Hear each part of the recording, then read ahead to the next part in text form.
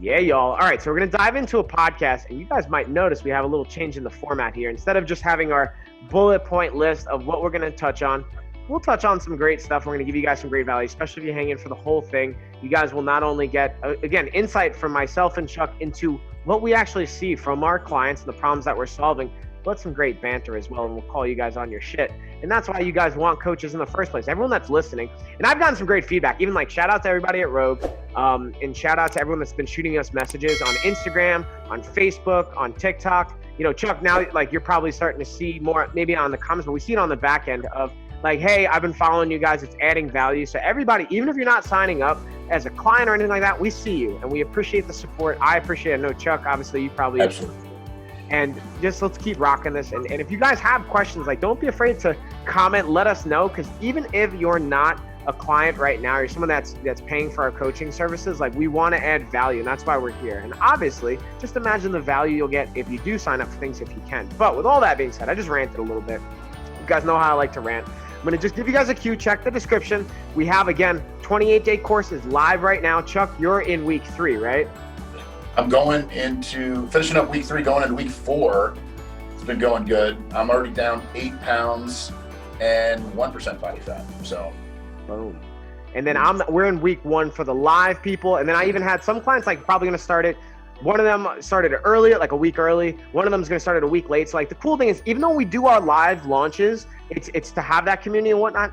We kind of made this decision where we're going to keep the course open. Now you aren't going to get all the other bonus stuff we talk about in the webinars or certain times when we have certain kind of sales and special offers going on, but you can still sign up for the course, take action, and jump in on the fun, and there's going to be a lot of value for you guys. And we even have, if you want to try it out for a week, because you're like, you know what, I don't know if this is going to work or not.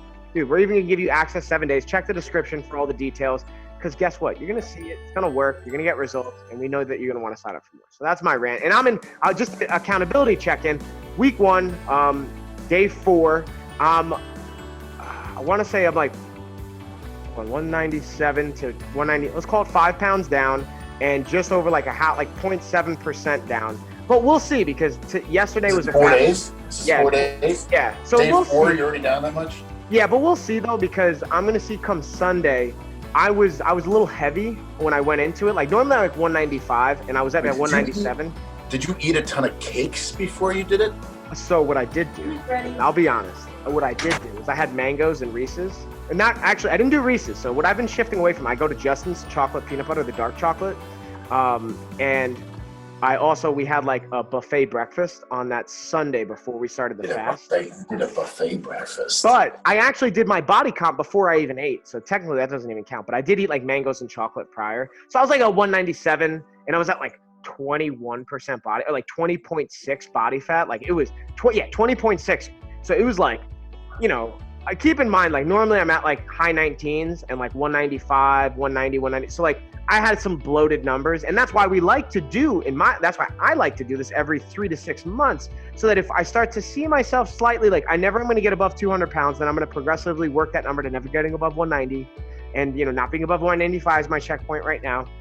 And progressively working it so I can keep myself accountable to the habits that we're building and remind myself, hey, and break away from some of the patterns. Like, dude, I'm not feeling so hot. I got to be honest with you guys. Like, not having coffee and like all that, like I'm feeling it. But I also have enough experience and the value in seeing my body composition change. And I'm still able to work out this week, you know, all those variables, you know, it's been helpful. So that's a little bit of the rant for that. But Chuck, I wanted to dig in because we were kind of ranting before that. Maybe we'll work this in for anyone. We'll put a little like email opt-in. If you guys want to see our rant behind the scenes, maybe we'll put in a little option for you guys that you guys can get some bonus stuff for us. Yeah, we did rant. We ranted a lot. But it was great. Like, and honestly, that's what I want to dig into is like from a coaching side. I'm sure you guys wonder, like, what do we see from it? Because like you guys see it from the viewers and the audience, and from a client perspective or someone that's been on the fitness side, you see it from one end. From a coaching, we get to flip it and we get to see it obviously from the back end side of things. We get to see like, how does it look behind the scenes? How do we even work in our own habits? And like, again, I take for granted sometimes what I know and the habits that I have built already. Like, dude, right? And you see it from one perspective. So I wanted to kind of peel that curtain back and talk about like, hey, what are we seeing right now? And like, Chuck, that's what we got into our rant before of like, lots of excuses lately, dude. What's going on? Yeah, man. And you know, from my coaching side, from the standpoint, I've seen so many excuses coming out of 2020 and then leading into 2021. I honestly think there's been more excuses in 2021 than there was in 2020. I've seen a lot of it lately. And honestly, I think it's just like people are just getting defeated and they're getting way too comfortable coming out, New Year's resolution. And again, we did a whole podcast on this, not setting your expectations too high and setting these New Year's resolutions too high. And I think people just got super defeated right away from the get-go. And with all the drama going on in the world, they just went back into their bubble and they're just being super, excuse factory. And honestly, it's frustrating me from a coach's side. I'm drafting programs for people, and I'm not even seeing any feedback from them. I'm following up with people every single day. These are people that are paying for a program, and they're just not even doing it, and not even communicating back to me. I'm following up with them every single day. I can't even get a text message back from people. Even if it's just a, hey, not feeling great this week, I'll follow up them, whatever it is, it just have the decency to respond back. That it's ridiculous. That people that have reached out to me and hey, listen, we want to do the cleanse. We want to do some nutrition stuff with you. We want to have you write a program for us. All right, great. I'm following up with nothing. They go just silent.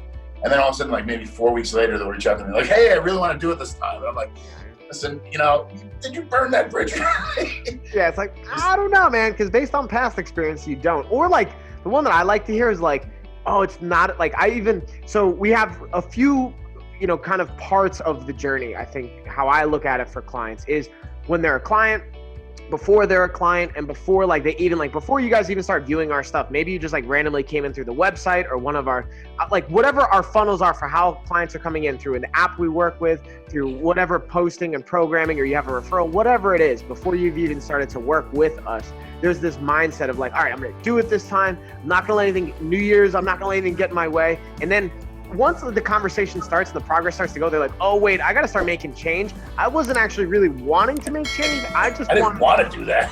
Yeah, I just wanted to make myself feel good at the moment when I booked this. And right. Now that it's time to actually front that change or confront the change I have to make, I'm going to start to slowly pull away and and that's where, we're kind of alluding to before of, listen, whether you want to see it or not, reality is reality, right?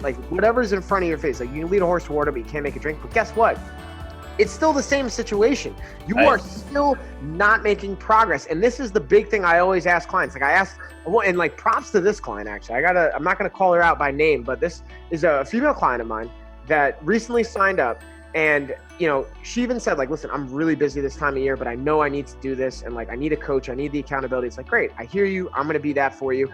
And then, in the first couple of weeks, it's been about 2 weeks in, haven't done a workout, and that's okay. I understand it's busy, but what I said to her is listen, even if you can't get a workout in, we'll work on nutrition. Because guess what? This is the thing that I told her. I think this completely changed her mindset. It's hey, whether you're busy or not, you're going to eat food, right? Yeah, you're going to eat food. So you have two choices. You can either keep eating shitty food or keep eating whatever choices you're going to make, or you already paid for this. Let's keep working together and give you in a direction to make better food choices. And she's like, yeah, you got me on that one. I got nothing for you. You're right. I'm going to still take away the excuses. You took them away. And ultimately that's, if somebody's going to, again, become a client, buy a program, ultimately it's our job to take away the excuses from the client. But ultimately, that client has got to listen and act. The action's got to come from you guys as the clients. We can, again, like Mike said, we can lead you to that water all the time, but I really don't want to have to shove your face into the water to get you to drink it. Don't get me wrong, I will if I have to. I will drown you. I will. But a lot of this we're doing remotely. So again, we can't be around you guys 24/7, but we can certainly follow up with you guys, send you messages, try to motivate you, give you the information that you're looking for. But again, you are the ones that are going to have to action it. And I get it. Being comfortable is awesome. We love being comfortable, but that's what's got you guys into the situation that you're in. I was comfortable at one point in time in my life. Mike saw me. Mike knew when I was comfortable. I wasn't happy. I was super comfortable, but I had to make those changes in my life to promote health and to make myself feel better, to get me to the point where I was happy. And listen, now I'm comfortable in this version of myself.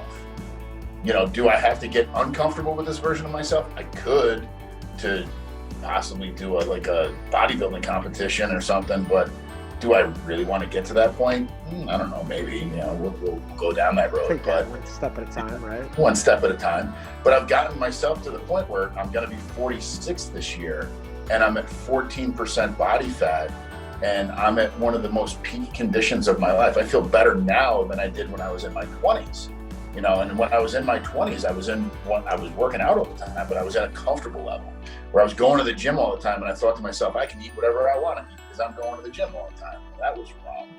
And I had to educate myself over time, and then I got into my 30s and I was working on my professional life, and that's where I got into that comfortable level.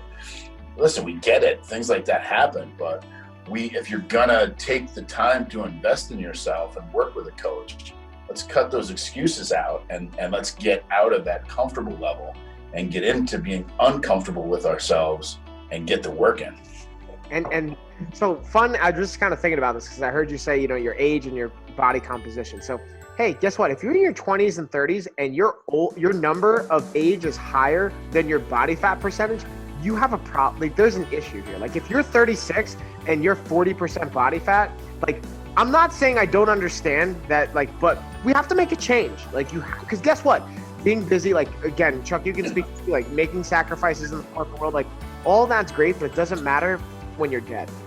If you can't take care of your health and you have conditions that you're creating for yourself, especially like you said, 2020, and I don't want to get into all the other natures of it. I'm not a doctor, so I can't speak to it. But what we do know, based on whatever research has come out, is that if you have any other pre-existing conditions, it's going to drastically increase the impact of it and increase your risk across the board. So there's a point where you have to be able to take action and decide, as much steel, like you said, Chuck, I don't want to be uncomfortable all the time, but you're surprised how much discomfort you can start to slowly dial up and work in. And that's the big takeaway, I think, is being able to get comfortable being uncomfortable, in that old cliche.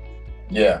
I mean, the other day, and I hate calling this guy out, I didn't, go up to him or say anything to him, but I'm sitting there, my wife and I just walked over to Target.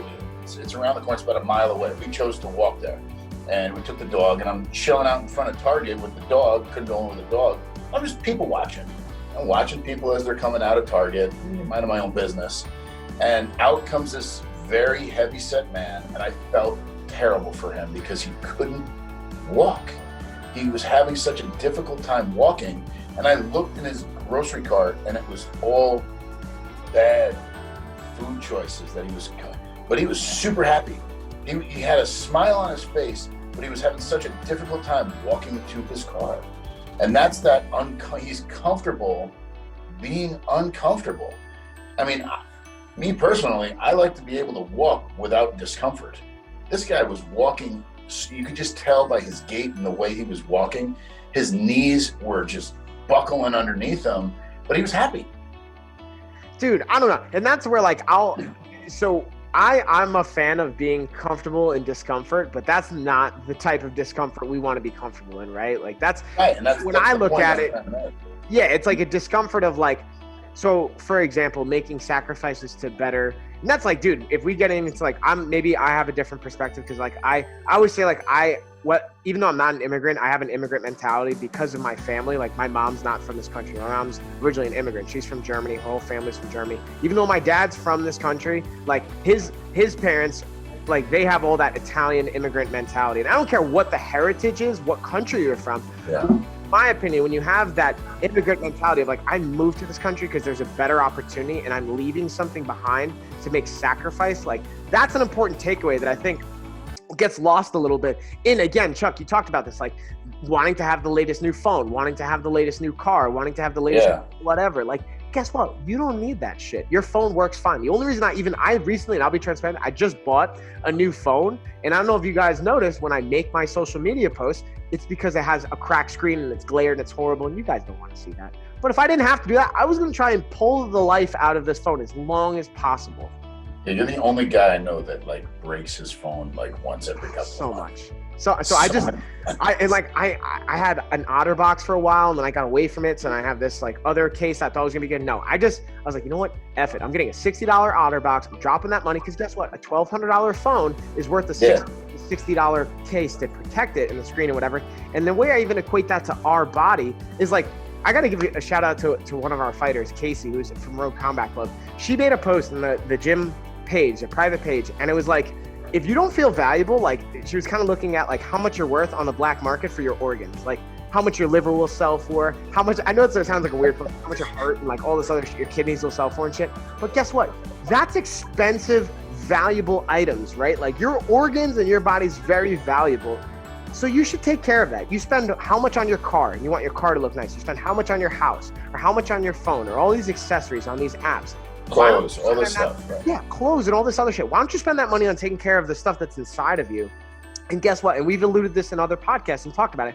As you feel better and you invest in your health and fitness, guess what? You're probably going to make more money in your career. You're going to have other positive impacts in your life, and it feeds into this positive feedback loop. Yeah, ultimately, man, I've said it a million times. You're in the rat race so much throughout the course of the day. A lot of people don't take the time to just take a step back and look at what's in front of them and look at what the value of everything around them. And it doesn't have to be necessarily material possessions of the house and the phone and the car and the clothes and all this other stuff.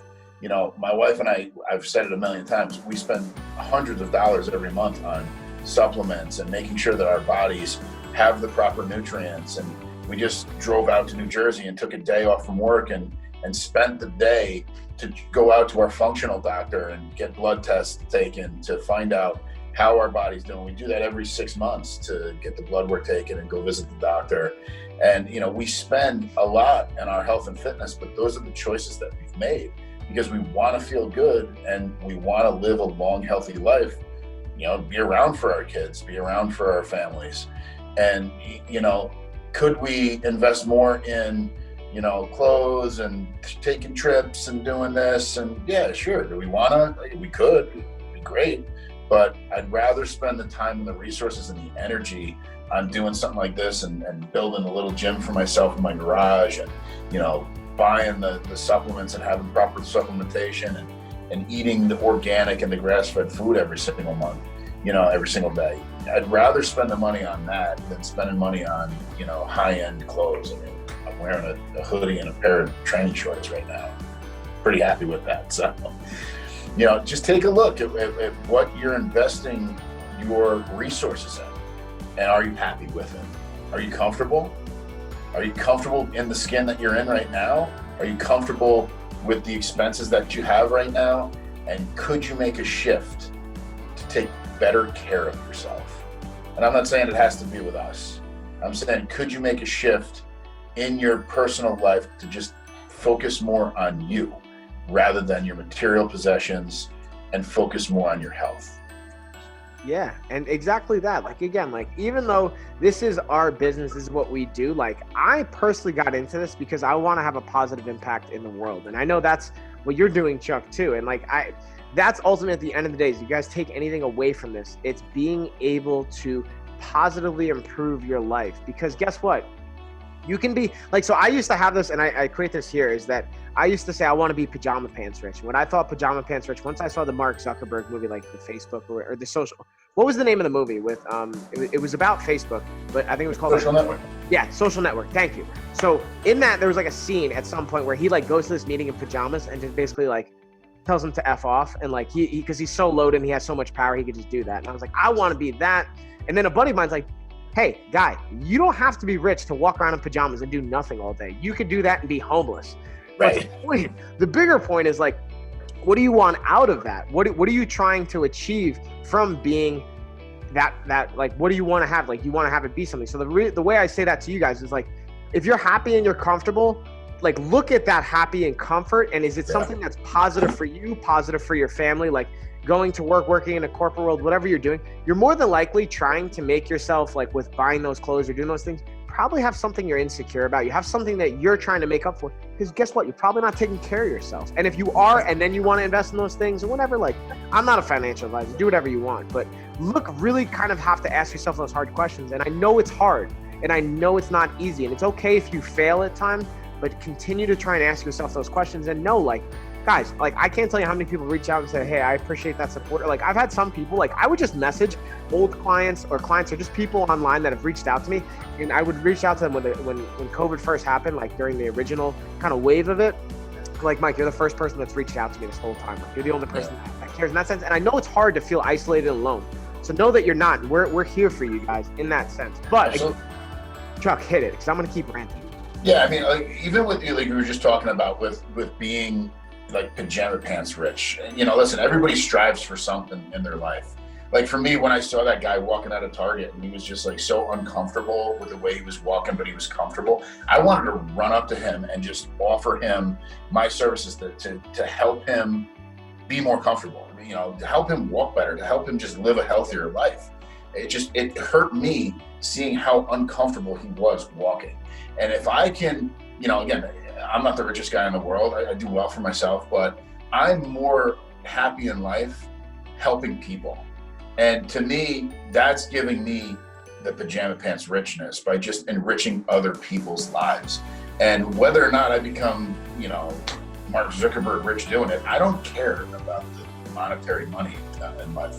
You tell me all the time I should, but I really don't. I care more about helping people. And if I could see somebody who's in pain or somebody who's struggling or somebody who's not happy or somebody who's uncomfortable turn their life around to be more happy, to invest in themselves, that makes me happy. That makes me a rich person. So whether or not you want to invest in yourself, if I see you on the street and I see that you're uncomfortable, I'm going to run up to you and I'm going to offer you, what can I do to help you turn something around? Even if it's just taking a look and making some minor changes throughout your diet or making minor, go for a walk every single night. You know, instead of putting sugar in your coffee, make a little change. Make a change just to make a minor change to change something in your life. And that's a positive change. And the more you do that over time, it adds up and those little changes become big changes. And let's do it. Let's work together and let's make those positive changes. Dude, we could keep ranting, but I think that's a great way to cap this one, just because that's a beautiful summary of how to, again, make that change and the positive impact it'll have. So, Chuck, I got to give you air high five on that one. I miss giving high fives, by the way. That's one thing anyone that knows me knows, that I love me some high fives, and the only people I'm high fiving these days are like my daughters. Ashley won't give me a high five. She's like, You won't give me a high five either. Yeah. My son gives me high fives all the time. That's why, like, Mello's the man, and Ava, she's awesome. So, like, that's why at least Lena and Tessa, they'll give me high fives, and like my brother. They'll give you high fives. I mean, Tessa may be a little young for high fives right now, but I'm working to get her on the bar. She's like, so one thing I've realized, I'll go into this quick story and then we'll wrap it up for you guys. But like, you want to hang in there, we might have some bonus stuff for you guys. Again, check that email below. We might give you some bonus rants that we went into that you didn't see in this episode. I put like when Lena was born, I tried to get her on the bar as soon as possible, and I realized with Tessa, I didn't do that because Lena's older now. So I can give her more exercises and things. So like she almost has more of my attention when it comes to exposing her to exercises earlier. So I realized I'm like, and what's interesting is Tessa's actually been developing faster anyway, just because she sees Lena. So even though I haven't been directly giving her like, hey, let's get on the bar. So today I put her up to the bar and she's like one-handing it. She's like, I got this, no big deal. I'm like, listen, Tessa, I know you see Lena like and me and doing this stuff, but like we got to build up to this. So I just thought it was funny that, remember, like if you have kids or there's that component, you're an influence to the people around you. Even when you're not paying attention to it, they're feeding off of those things. That's my last little story and relative rant.